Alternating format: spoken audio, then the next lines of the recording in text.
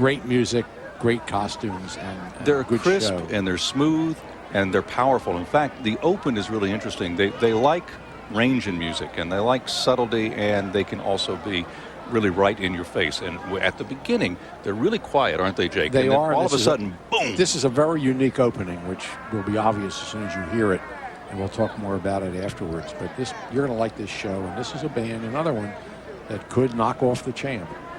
And get a load of the spice rack that we're going to see too. Oh, they do clever things like that, and they still use violins, by the way. Not all the bands do that anymore. All right. This is the Joseph A. Ferko String Band, Captain Phil Rotundo, and Under Paris Skies.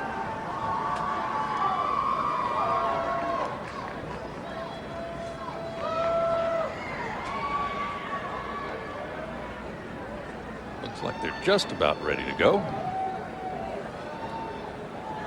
Setting the scene as in a Paris street scene with the subway over to the left of the screen. And I said you'll see Captain Rotundo come out as a visiting American, and he will transform himself into a Frenchman by the end of the routine.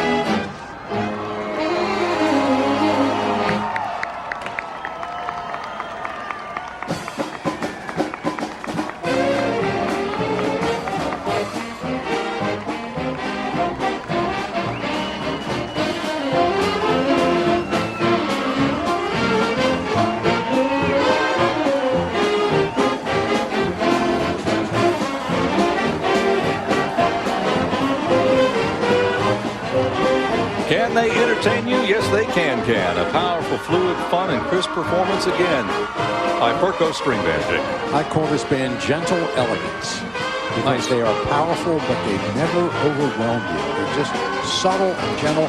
They opened up with accordions. They have actually more accordion players than Polish American. And they had a wonderful violin solo, a fellow named Mike Salzberg, who's such a good violinist that he can be heard over an entire string band, and you heard him. Well, we want to hear more from Phil Rotundo, and we're also going to get an assessment of how the string bands did and take a quick look back